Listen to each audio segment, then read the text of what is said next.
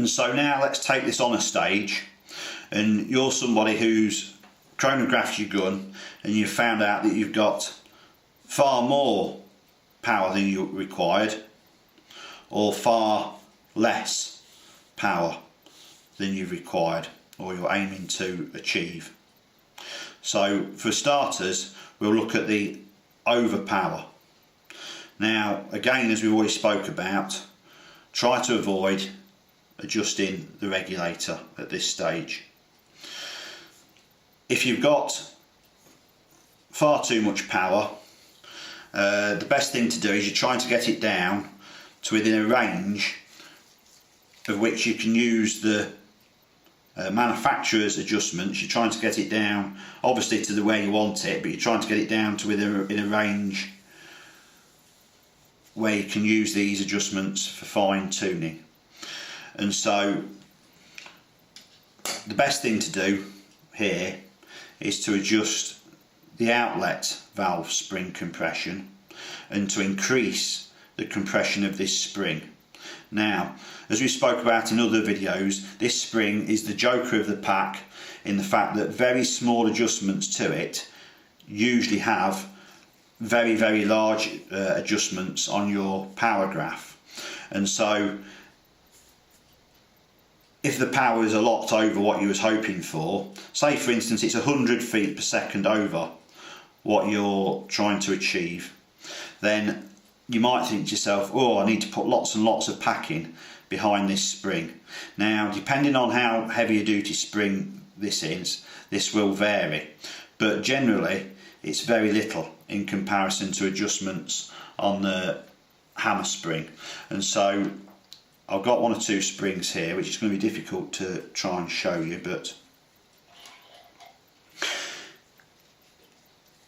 if you look at these small springs here, these, if I hold one up towards the camera a bit, hopefully it'll focus, I'm trying to sodding compress that with my fingers and I can hardly move it.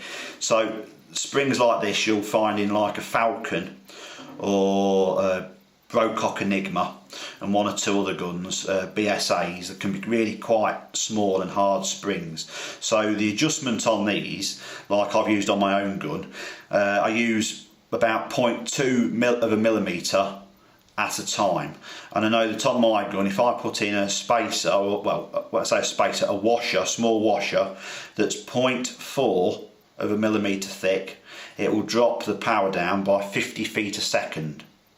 So if you're thinking 0.4 of a millimetre isn't very thick, but it's dropping it 50 feet a second, then you can see that the adjustment to the outlet valve compression is very fine, and it has a bigger difference on the output.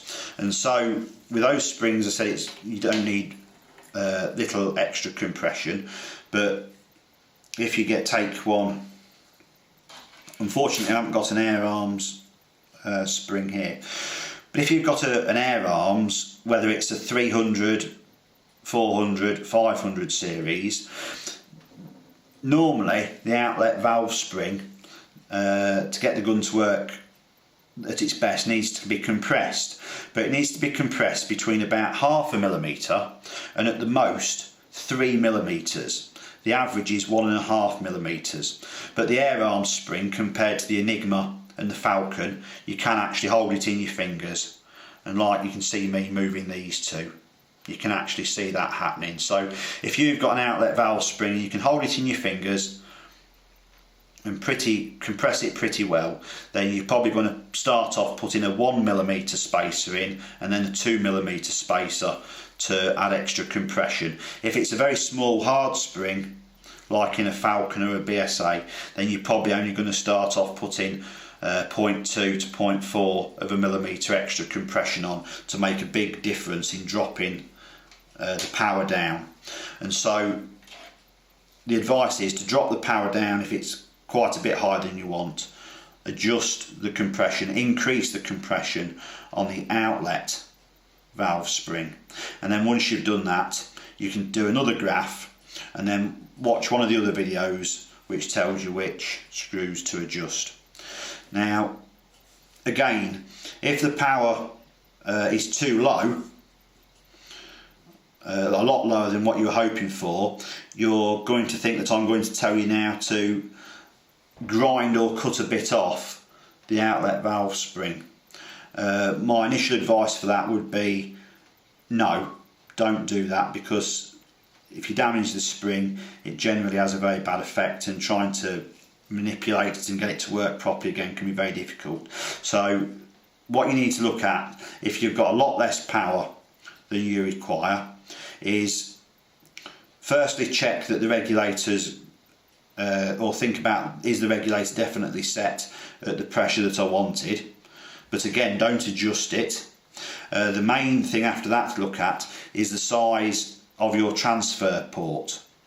So if you've decided your project, you're going to try and get lots and lots and lots of shots, then you might have set the regulator or asked for it to be set down at 70 bar. But if you've had it set quite low and the transfer port size is still 2 millimeters, then this could be the main reason for the power being a lot less than you would hope for. So think about the size of the transfer port firstly. Is it the correct size for the pressure in the outlet valve chamber? So generally, if it's a low pressure, the regulator set very low, the outlet transfer port needs to be enlarged or bigger. So that would be my first port of call, to check that that port isn't blocked. The next thing I would check is, have I done my calculations, and is the outlet valve chamber space correct? It should be. There should be plenty of air there. There shouldn't ever be any bother with that. So firstly, check the outlet transfer port and check that's the right size. And then after that, you can either try and back off, if there's adjustment on your air gun, back off or loosen off the compression on the outlet valve spring. That's the spring to adjust. And if there is some guns have packers, or some guns have an adjustable screw, like on the air arms, then loosen that off, and that should bring the power up substantially to where you can make the adjustments with the various adjustments built in from new on the hammer spring adjustment, travel and transfer port. But again, try to avoid adjusting the outlet pressure on the regulator. That is generally not the problem. The bits that you adjust are this section, not the regulator. So firstly, power a lot lower than you want. Is the transfer port big enough for the pressure that you've got the regulator set at? If the transfer port is nice and wide and it's a big open port, you're happy that this chamber's big enough and the regulator's at the barage you want, then try and endeavour to loosen off the outlet valve spring. If you can't do that, then either install a much bigger hammer spring or wind the hammer spring in. Most guns have enough adjustment here to put the power up substantially, but as I've said before and I've said again, try to avoid adjusting the regulator. The regulator is often the piece that you want to adjust last.